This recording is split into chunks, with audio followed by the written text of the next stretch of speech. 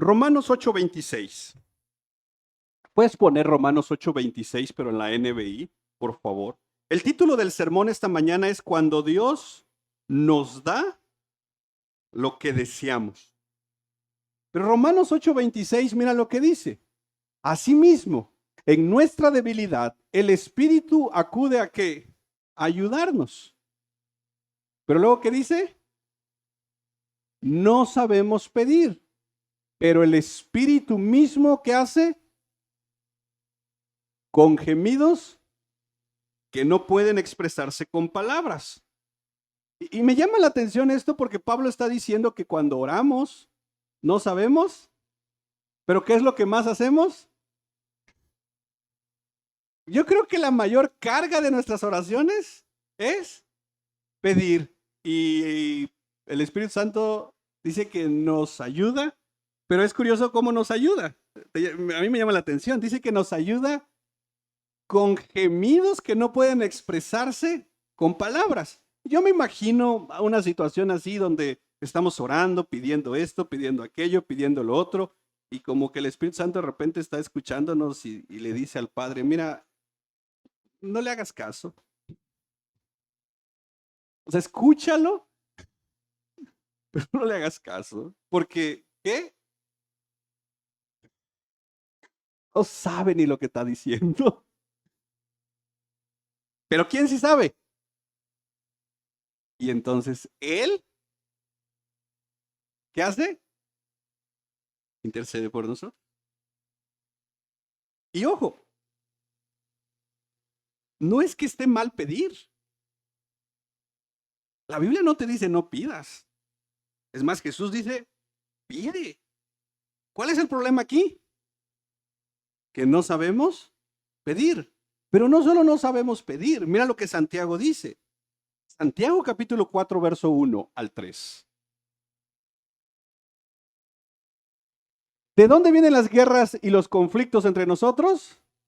Dice, ¿no vienen de las pasiones que combaten en nosotros, dentro de nosotros? Verso 2. Nosotros codiciamos y no tenemos. Es decir, codiciar es desear. Sí, ay, quiero eso, pero no tengo. Entonces cometo homicidio. ¿Cómo somos? No nos gusta, no muy nos late. Dale. O sea, ¿quién pone eso en su perfil de Facebook? Son, dice Santiago, envidiosos y no pueden obtener. Y como somos envidiosos, ¿qué hacemos? Echamos pleito. ¿Verdad? No tenemos por qué cosa. Pero si pedimos, pues.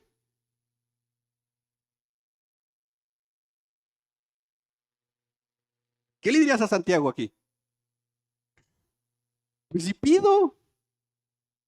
Ah, bueno, pero Pablo ya nos dijo que pedimos. Ahora mira lo que nos dice Santiago en el verso 3. Piden porque pedimos que. Entonces, nuevamente, presentamos nuestras peticiones. Pablo ya nos dijo, no sabemos pedir. Y el asunto es que no sabemos pedir porque pedimos, dice Santiago, con malos propósitos. Y Santiago dice, como pides con malos propósitos solo para tus propios deleites, Dios te dice que no. ¿Y cómo se juntan estas cosas? No sabes pedir y cuando pides, lo haces con malos propósitos, porque lo haces para tus propios deleites. Pero piensa por un momento.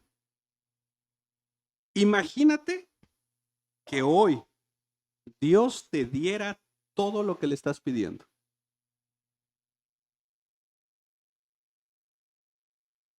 ¿Cómo sería tu vida?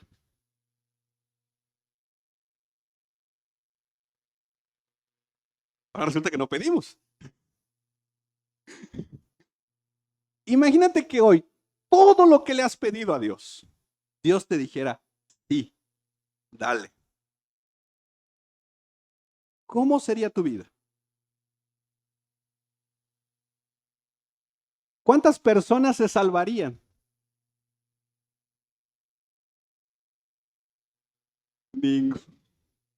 Dice, porque no estoy pidiendo por nadie. ¿Cuántas congregaciones fueran avivadas? Pues ninguna, porque la verdad es que no pido por ninguna. ¿Cuánto dinero tendrías?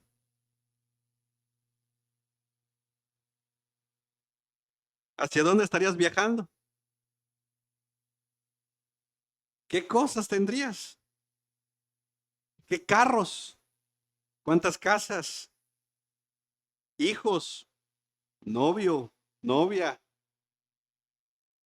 Si ahorita Dios te dijera, sí te voy a dar todo lo que me has pedido.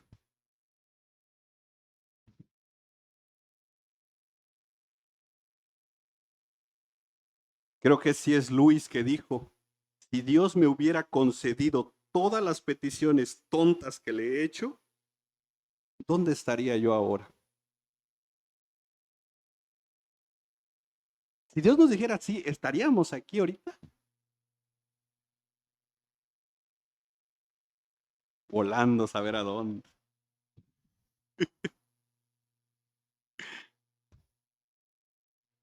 Pero de misioneros, ¿no? Bueno, dice, llevo una misión, que no es la del Señor, pero llevo una misión, ¿no? Y es que miren, hermanos, Santiago dice que pedimos para nuestros propios deleites, y es que pocas veces, si no es que ninguna, nos detenemos a pensar en las implicaciones de lo que pedimos. Y es que creo yo que mi tendencia egocéntrica me hace siempre no pensar en el otro, ¿verdad? Entonces, por muy cristiano que yo sea, mis oraciones son bien egocéntricas. Voy a poner un ejemplo bien absurdo, bien así X. Imagínate un cristiano que trabaja en una empresa y que ha estado orando para que le den un puesto de trabajo superior. Y si Dios le dice ahorita que sí, ¿qué pasaría? ¿Que el que está en este puesto? ¿Qué va a pasar? Lo corren. El cristiano sube a este. Voy a exagerar el ejemplo. Voy a jalar la liga de manera exagerada. Lo corren a esta persona, se empieza a endeudar, cae en un vicio, se separa de su familia, pero el cristiano y en victoria. Feliz, ¿verdad? Nosotros no dimensionamos esas implicaciones. Santiago dice que yo pido para mí y para mis deleites. Y como mi mente no da para ver todas esas implicaciones, me desespero cuando Dios me dice que no. Y es que no lo entiendo. Y muchos negociamos.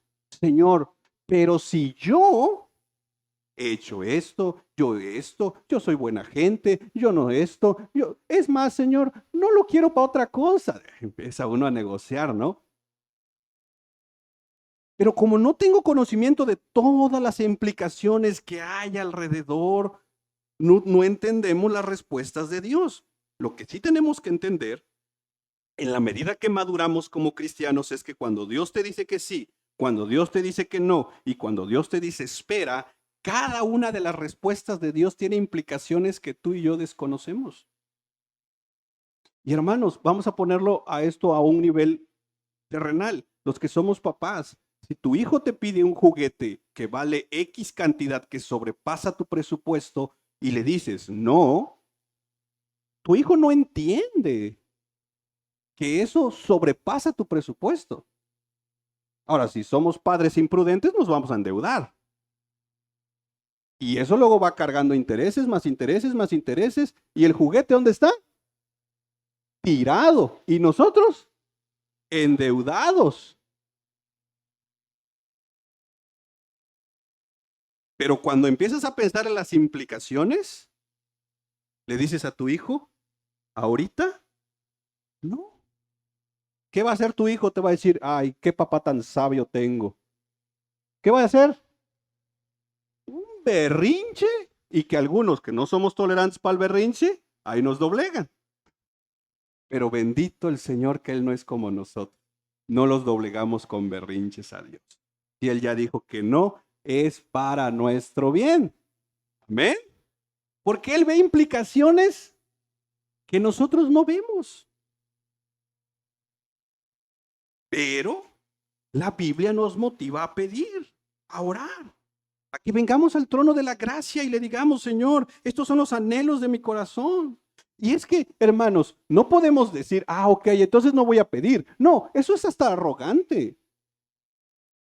Yo le he dicho a personas, ¿en qué puedo orar por ti? Y me dicen, no necesito nada. Eso suena arrogante. El decir, no, yo no tengo que pedirle nada a Dios. Casi estás diciendo es que yo soy Dios, no necesito nada. El único que no necesita nada ni de nadie es Dios. Entonces, no seamos arrogantes, pidamos. Porque Dios nos dice que traigamos nuestras peticiones a su trono de gracia, que vengamos a Él. Porque ya dijimos, el problema no es que no pidamos, el problema es que pedimos mal. Y cuando la respuesta es un no, nos frustramos. Spurgeon decía, si tú estás tocando a la puerta de la misericordia de Dios y no has recibido respuesta, dice Spurgeon, es por una razón. Dios quiere mostrar su poder y su soberanía, de manera que todos vean que Dios es poderoso para dar, pero también es poderoso para retener. Si Dios te ha dicho que no, o si Dios te ha dicho que esperes, tiene el propósito de transformarte, porque a Dios le interesa más tu transformación que lo que puedas tener. Y a veces, ¿dónde es que somos transformados? En la espera. Porque la espera desespera. ¿O les gusta esperar? Es más, las mayores bendiciones muchas veces llegan cuando Dios cierra puertas. Me encanta que a veces hacen eventos que dicen, noche de cielos abiertos. ¿No? ¿Lo han visto? ¿Y si Dios lo cierra? ¿No es una bendición? Dios es el que abre puertas, pero también cierra. Y entonces, ¿por qué lo amamos más cuando Él abre y nos enojamos con Él cuando Él cierra? Todos hemos pasado, o la mayoría hemos pasado, por momentos donde nos frustramos cuando Dios nos dijo que no a nuestros planes. Y está en la Biblia. El apóstol Pablo tenía un plan a dónde ir. El Espíritu Santo le dice, no por ahí, vas por acá. Y uno lo lee muy fácil. Pero humanamente, cuando Dios te dice no a eso, desespera, duele. Pero muchas veces los no de Dios o los sí de Dios son de bendición.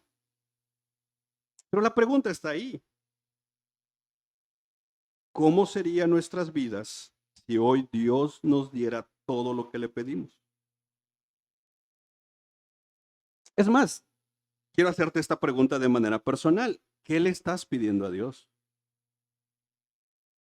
¿Cuáles son tus peticiones a Dios?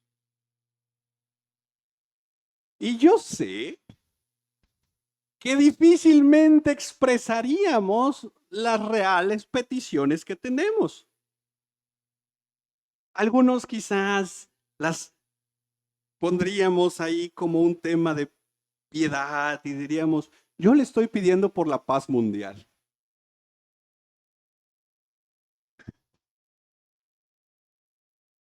Pero que ni me hable el hermano. Dice. yo estoy pidiéndole que ya no haya hambre en la tierra.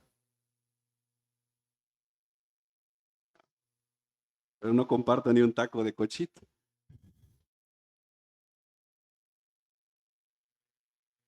Yo lo que le estoy pidiendo al Señor es que todo el mundo sea cristiano.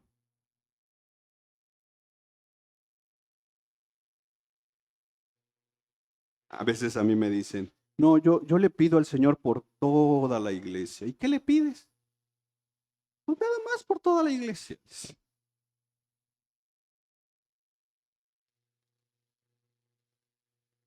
¿Pero realmente pedimos eso?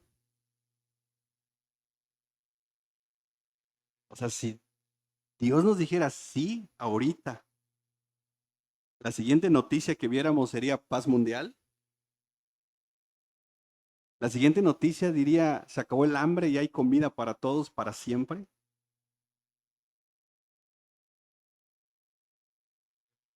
El escritor a los Hebreos en su capítulo 4 dice que nuestros corazones están desnudos ante Dios. Y las peticiones, vaya, hasta más escondidas o a veces hasta olvidadas por nosotros mismos, Dios las conoce. ¿Te acuerdas ese momento cuando David está ahí tranquilo y dice, ¿te acuerdas? ¿Qué dijo? Dice, ¿quién me diera agua del pozo que está allá en Jerusalén? Era su deseo. Ahí van aquellos tres hombres. Entraron, mataron y aquí está David. Lo agarra David, lo va a tirar. Si hubiera sido uno de esos tres, ¿qué le hubieras dicho? No. Era un tema de honra, pero bueno. El punto es que a veces somos como el rey David, que tenemos esos, como quisiera que,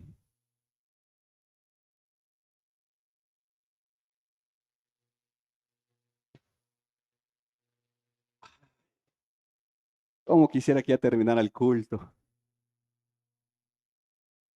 ¿Lo hemos deseado alguna vez? Resulta. ¿Por qué no venimos pues temprano? ¿Y por qué no venimos pues los miércoles? No. Ay, ojalá no hubiera culto hoy.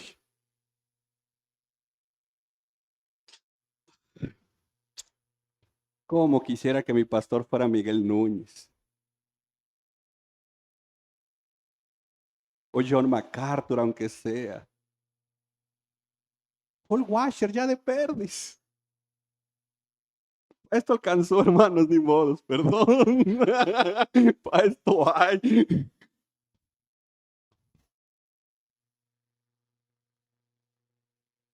Ay, como quisiera que el grupo de alabanza fuera el de la IBI.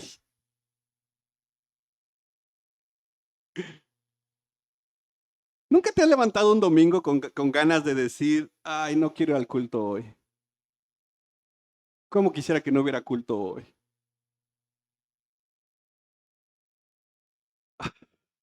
¿Cómo quisiera no leer mi Biblia?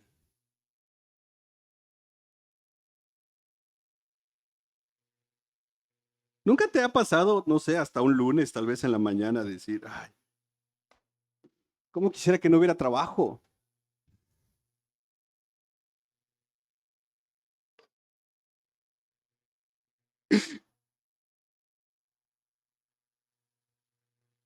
Y el Espíritu Santo, ve, Señor, no sabe lo que pide.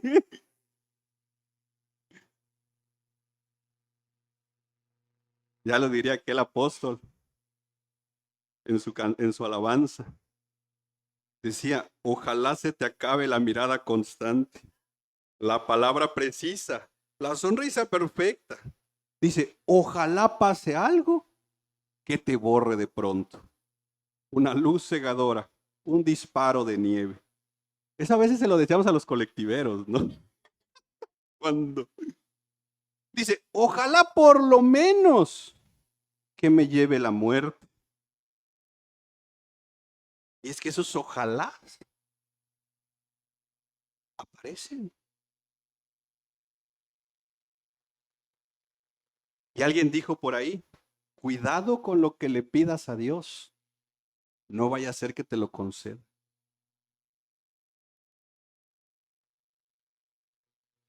Y un día decimos, "Ay, ojalá no hubiera trabajo hoy. ¿Y si te quedas sin trabajo?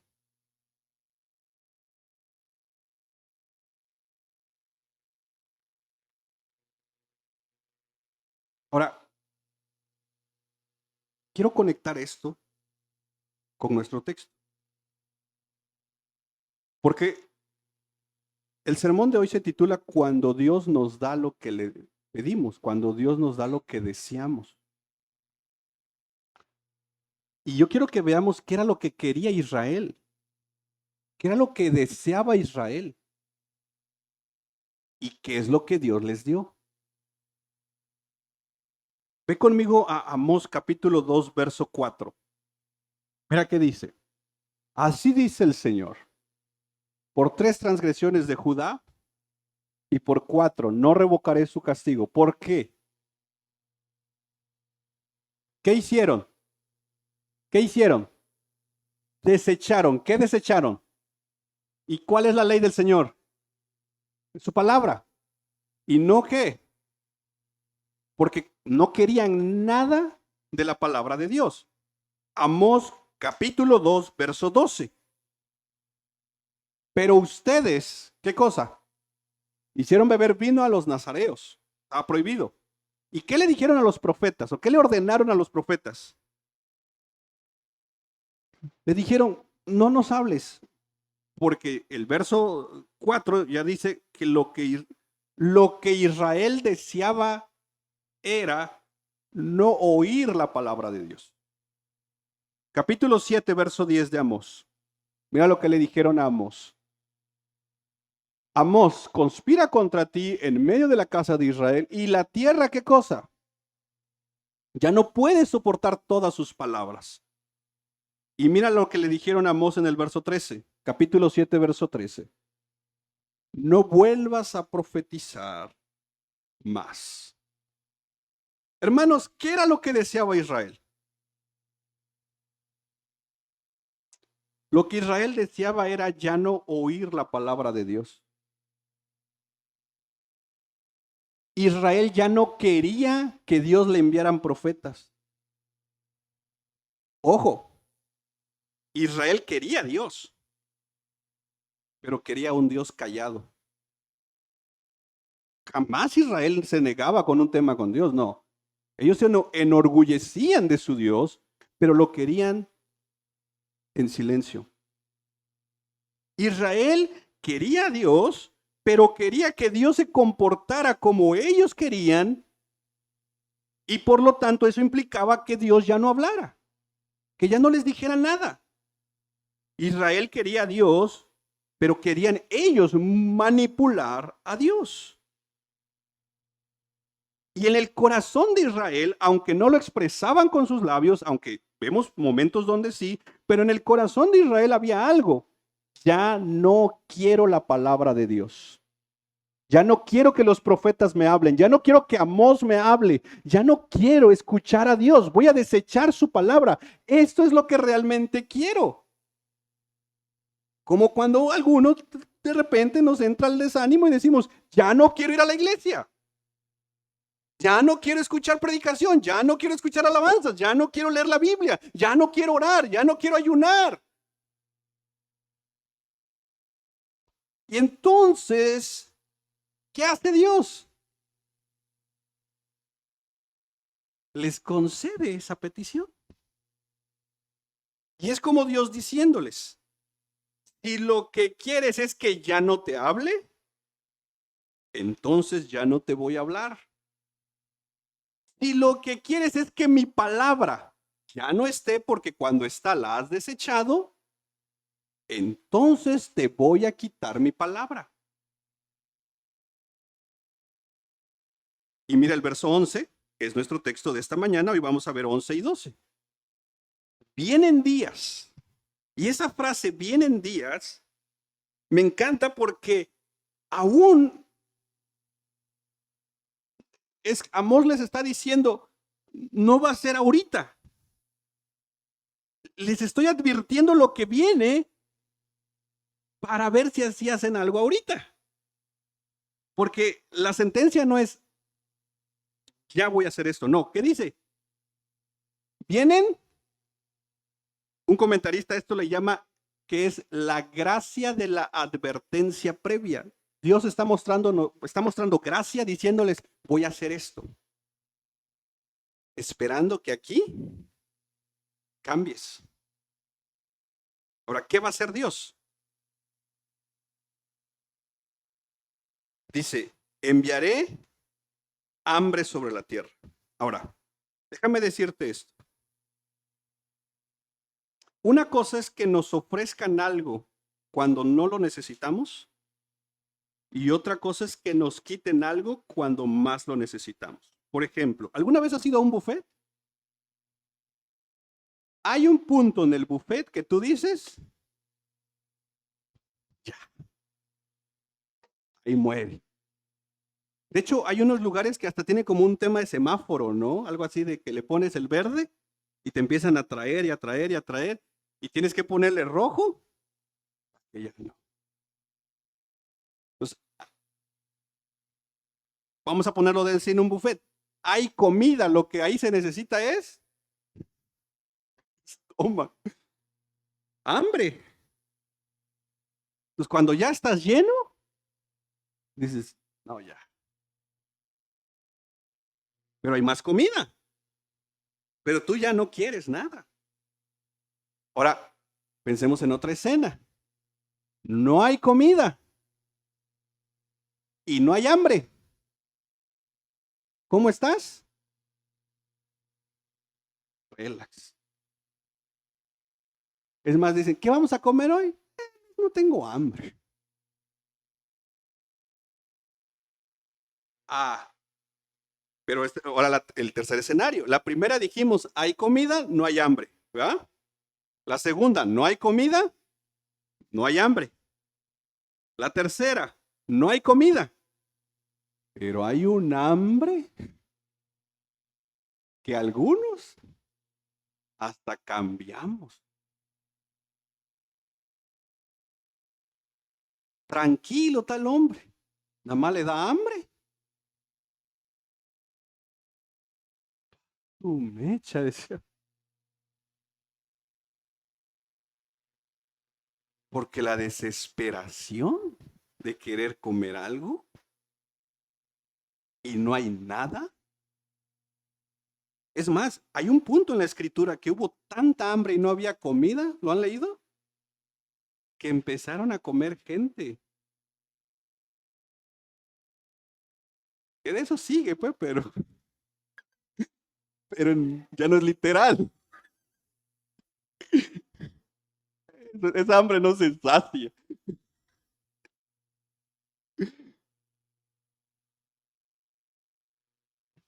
Ahora, quiero que veamos al pueblo de Israel.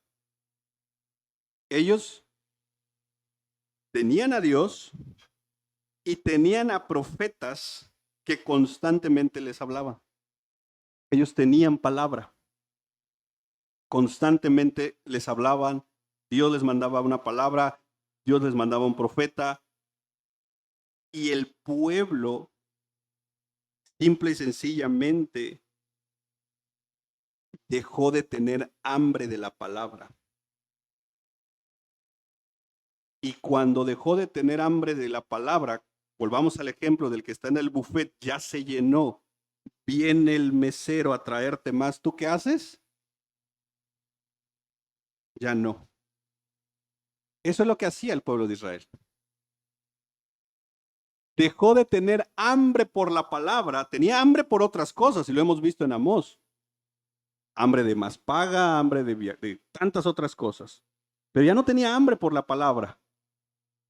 Y entonces ellos desearon que ya no hubiera profetas, desearon que ya nadie les hablara la Biblia. Y entonces Dios se los concede.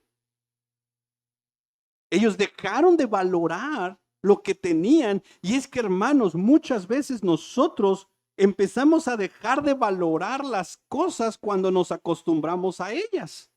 ¿Cuándo las empezamos a valorar? ¿Cuándo valoras más tu salud? Cuando estamos enfermos. Pero cuando estamos sanos, de 3 litros cómprala. La de 2 no va a alcanzar. Una de 3. Ah, pero nada más estamos enfermos. Señor, si me sanas, ahora sí, dice. Ahora sí. Ya está uno medio sano. Dice, unos taquitos, ¿no? Pero de esos con grasita, dice. ¿Cuándo valoramos más las cosas? Pero cuando nos acostumbramos a ellas, no las valoramos. ¿Y sabes cómo es un buen símbolo de que te puedas dar cuenta o un buen síntoma de que te das cuenta que no valoras las cosas? Cuando dejamos de ser agradecidos. ¿Cuántos no nos quejamos de abrir el carro y dices, ay, qué caliente está acá? Enojados nos subimos.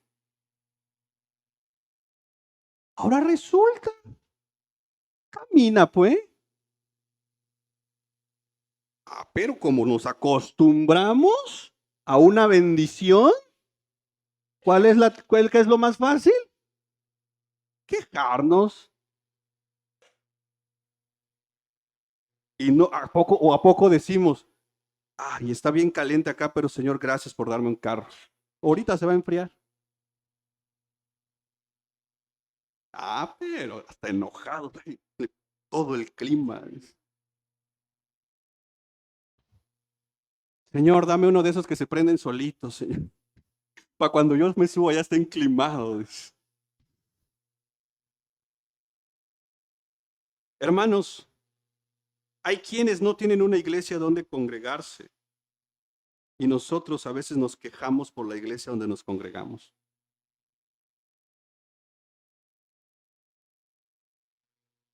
Hay quienes anhelan una congregación donde se predique la palabra de Dios. Y a veces mi tendencia es quejarme porque el predicador se tardó un poquito más y tengo compromisos y si se tarda más ya no me va a dar tiempo.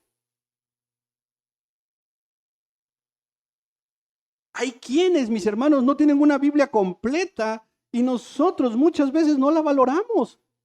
Y es que ese era el problema de Israel. Dejaron de valorar la palabra de Dios. Por eso le decían a los profetas, ya no profetices, ya no hables. En Amós 2 le dijo Dios, ustedes desecharon mi palabra. Ustedes no han valorado lo que yo les he dado. Ustedes no han valorado mi palabra. ¿Y saben qué voy a hacer? Se las voy a quitar. Pero, ¿te acuerdas del segundo escenario? No hay comida y no hay hambre. Si te quitan la comida y no tienes hambre, no hay problema. El problema es cuando empieza a llegar el hambre. Esta semana escuché el testimonio de una persona, un adolescente de 12 años en Laos, que Cristo la salva, le dan una Biblia, pero este adolescente le dice a los misioneros, ¿puedo dejar mi Biblia acá porque si la llevo a mi casa me la van a quemar? Y entonces todos los días iba a la casa de los misioneros a leer 1 o 2 horas su Biblia y se tenía que ir. Los misioneros se tenían que regresar a donde tenían que volver y le dicen, oye, ¿qué crees? Nos tenemos que ir. Y nos da tristeza que ya no puedas venir a leer la Biblia. Y este adolescente le dijo, 12 años, le dijo, ¿me permiten enterrar mi Biblia en su jardín para que yo a medianoche venga, la desentierre y la lea? Ese es hambre por la palabra. Y nosotros que tenemos hasta de colores las Biblias, acaba de salir una y dice, la quiero, dice. No la leemos. ¿Por qué? Ojo, hay palabra, Y eso es lo que estaba pasando en Israel. Hay palabra, lo que no había, hambre por la palabra. Y cuando no había hambre, entonces no valoraban la palabra. ¿Qué hace Dios? ¿Qué es lo primero que hace Dios antes de quitarles la palabra?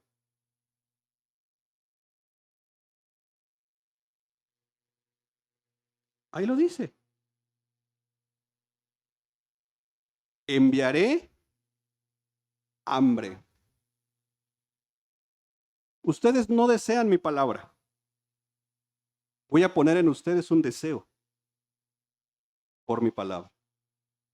Y eso está padre, ¿no?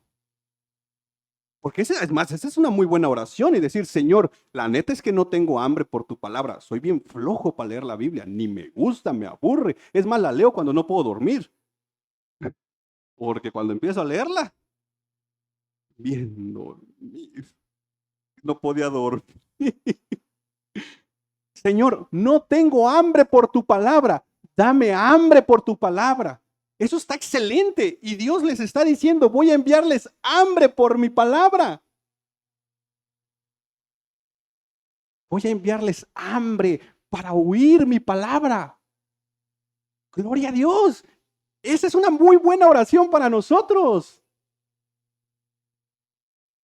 El problema es que Dios no solo enviaría hambre por oír la palabra. Mira el verso 12.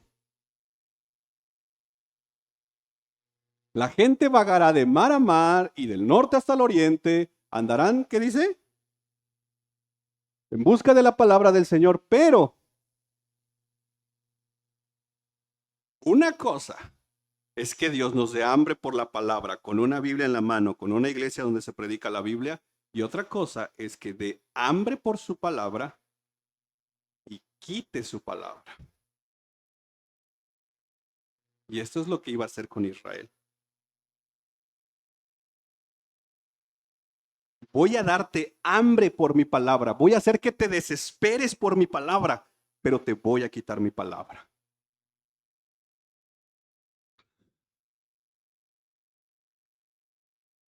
Este es Dios.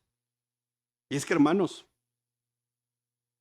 si tú regresas tantito al capítulo 4, del verso 6 al 8, te vas a dar cuenta que Dios constantemente le quitaba bendiciones. Puedes ponerlo tantito, capítulo 4, verso 6 dice, los he puesto a diente limpio en todas sus ciudades, a falta de pan en todos sus lugares, es decir, les voy a quitar su comida, y ustedes, ¿qué dice? No se han vuelto a mí. Verso 7, les voy a quitar la lluvia, pero ustedes no se han vuelto a mí. Verso 8, irán buscando agua, pero ustedes no se vuelven a mí. Última advertencia, les voy a quitar mi palabra. Y ya sé que si los dejo como estoy, si les quito mi palabra es como si nada pasara. No, antes de quitarles mi palabra les voy a dar hambre. Y luego, date cuenta, en el verso 12, hay unas referencias de mar a mar. Unos comentaristas dicen que se refiere al mar Muerto y al mar Mediterráneo. Y cuando hay la referencia norte-oriente, lo que está diciendo el Señor es, mira, van a ir a cualquier parte del país. Van a ir a todos los lados buscando mi palabra. ¿Y qué dice? No la van a encontrar. Van a rodear todo el país, van a ir a todos lados del país, buscando un profeta que les hable, buscando a alguien que les hable mi palabra, porque ustedes van a estar desesperados por mi palabra, pero no la van a encontrar. Hermanos, qué terrible advertencia le está haciendo Dios al pueblo. Si solo les quitara la palabra, este pueblo ni en cuenta. Es más, esta palabra, como el que ya está lleno, le decía al profeta, vete, no quiero. No, este hombre primero, este pueblo primero iba a tener una desesperación al grado que iba a ¿qué? Vagar. Hay una traducción del vagar que tiene que viene como del tambalearse, del venir así como ya desesperados, porque alguien les hablara la escritura, por encontrar una palabra de parte de Dios. ¿Y qué crees que pasó? ¿Qué hay entre Malaquías y Mateo?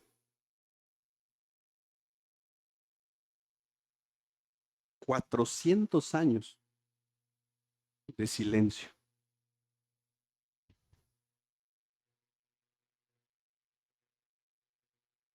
Hermanos, hoy tenemos libertades que no hemos valorado. Tenemos libertad de evangelizar y no lo hacemos.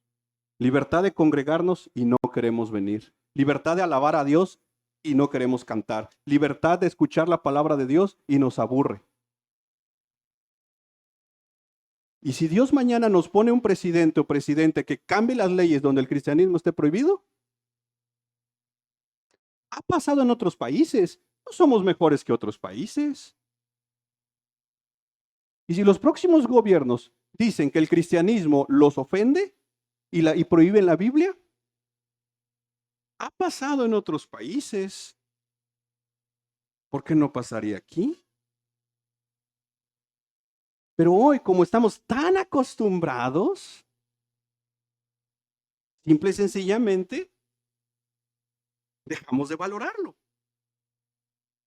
Dice Motier, un experto en Amós, ¿posees una Biblia? Atesórala, léela, guarda sus verdades preciosas en tu memoria y en tu corazón. Posiblemente no siempre la tengas. ¿Aún se predica la Biblia en tu iglesia? Ama la palabra de Dios, gózate en escucharla, siente la urgencia de traer a otros para que la escuchen. Es un privilegio que muchas veces muchos ya no tienen. Y recuerda, la voz del predicador puede ser silenciada. Y yo quiero ir cerrando esto aquí, porque hermanos, se vale decir, no tengo hambre por la palabra de Dios. Se vale. Se vale decir, la verdad es que me aburre la predicación. Se vale decir, la verdad es que me aburre la Biblia. Se vale decir, eso es sinceridad. Pero lo expresemos en el sentido de Señor, antes que cualquier otra cosa pase, dame hambre por tu palabra, porque ahorita la tengo. Que podamos ser sinceros con Dios. Porque mis hermanos, y esto quizás yo no lo debería decir, pero que Dios nos ayude a valorar a nuestros hermanos que nos predican la Biblia y a nuestras hermanas que enseñan a otras mujeres. Porque si valoramos la palabra, valoraremos a los que nos traen la palabra de Dios. Es cierto, hermanos, y yo estoy consciente. Los que predicamos acá no estamos al nivel de Miguel Núñez, de Juan Manuel Vaz, del que tú quieras. Y nuestras hermanas no están al nivel de Nancy de Moss. Pero valoremos su esfuerzo. Oran, estudian, se preparan. ¿Va a venir a dar una enseñanza a mujeres y que tú no vengas? Y que nuestra tendencia sea más fácil señalar, criticar. En últimas instancias, una de dos, o no valoro la Biblia, o me cae mal el que la está predicando. Pero sean las dos, una de las dos cosas, el problema está en mi corazón.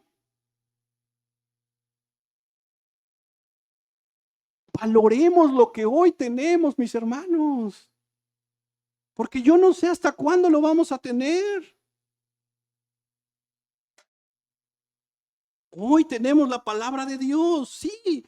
Tal vez los que predicamos acá, pues nos echamos nuestros errores y de repente nuestros horrores. Sí, de repente aventamos una herejía. Es más, si nos aventamos una herejía y tú te das cuenta, eso habla muy bien de ti. Malo sería que dijeras amén. Eso sí sería preocupante. Pero si tú dices, el hermano dijo una herejía, qué bueno que te diste cuenta. Pero si se aventó 10 herejías y tú a todas dijiste amén, entonces eso habla de que nomás no ha sido la palabra. Valoremos lo que hoy tenemos, mis hermanos, y nos esforcemos en la medida que se nos sea posible.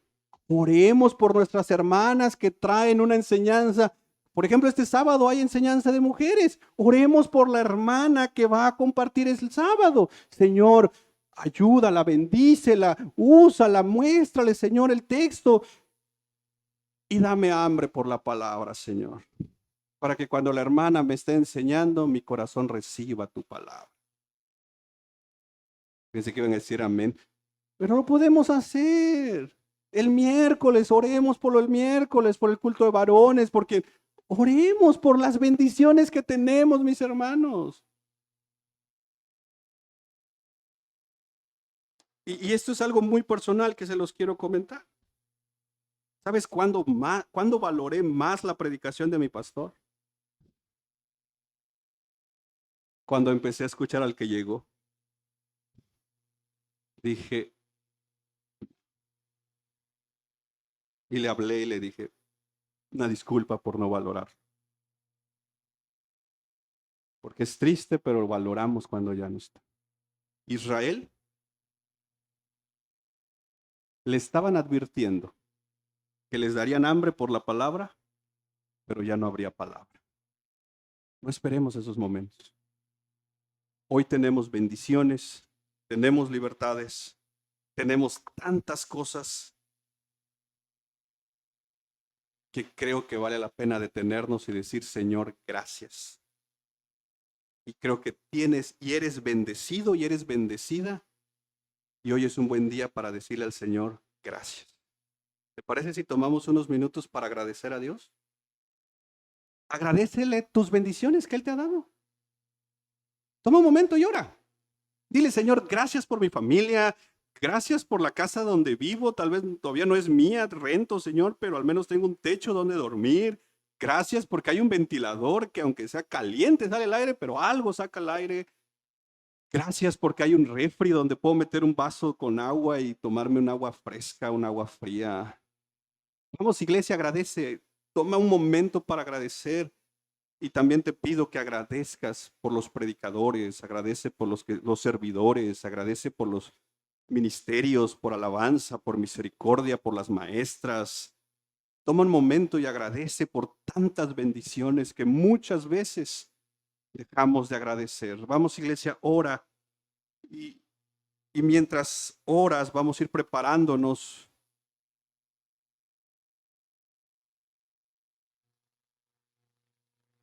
Porque hoy tendremos Santa Cena. Vamos, iglesia, ora, agradece. Toma un momento, tú y el Señor.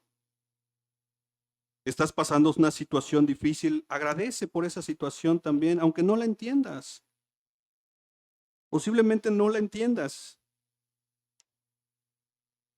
pero hoy es un buen momento para agradecer. Agradece por tus hijos, por tus papás si están, por el carro que tienes, por las piernas que tienes. Señor, gracias de verdad también por este lugar que nos has dado ya por un par de años. Gracias por el espacio, gracias por todos los que han aportado algo de una o de otra manera. Y Señor, hoy anhelamos tener estos aires acondicionados. Te pido que tú seas proveyendo. Te doy gracias porque me permites compartir tu palabra, me permites tener Biblias de estudio. Te doy gracias, Señor, porque tenemos tantas bendiciones. Vamos, iglesia, agradece, toma un momento y agradécele al Señor.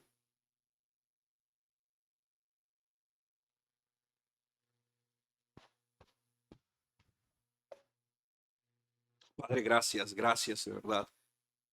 Tantas y tantas bendiciones que muchas veces no las valoramos. Vamos, iglesia, ahora a eso venimos, a pasar un tiempo con Él, a orar, a hablar con Él. Y qué hermoso día para decirle gracias. Gracias, Señor, gracias de verdad por tantas bendiciones.